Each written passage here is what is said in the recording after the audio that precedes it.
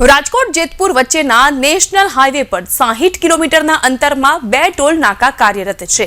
આ બાબત કેન્દ્રીય માર્ગદર્શિકાની વિરુદ્ધ છે। કેન્દ્રીય પરિવહન મંત્રી નીતિન ગડકરીએ 22 માર્ચ 2022ના રોજ લોકસભામાં જણાવ્યું હતું કે 60 કિલોમીટરના અંતરમાં માત્ર એક જ ટોલ નાકું હોવું જોઈએ।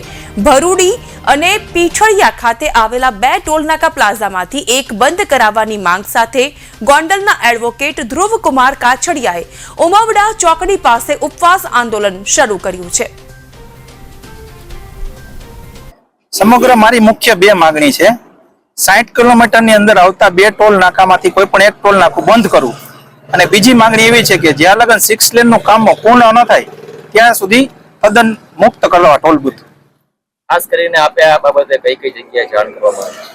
મેં મુખ્ય 6 થી 7 જગ્યાએ એમાં નીતિન ગડકરી સાહેબ, મુખ્યમંત્રી ગુજરાત, એસપી કચેરી રાજકોટ ગ્રામ્ય, Rajkot collector, B division Gondal, Gondal શહેર મામલતદાર, નેશનલ હાઈવે ઓથોરિટી માધાપર ચોકડીની જે ઓફિસ છે ત્યાં આ તમામ જગ્યાએ આપેલા છે।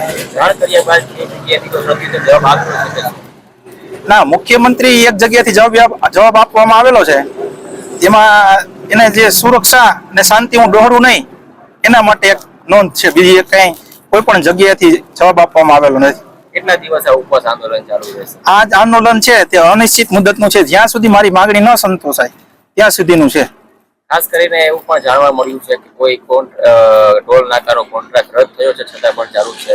એ મારા ખ્યાલમાં નથી। હું ખાસ કરીને એ જ કહેવા માંગુ છું, રિજનલ ચેનલ, યુટ્યુબરો તેમજ લોકલ જે ગ્રામ્યમાં ચેનલો ચાલુ છે તે તમામ પબ્લિક માટે પ્રશ્ન પૂછે।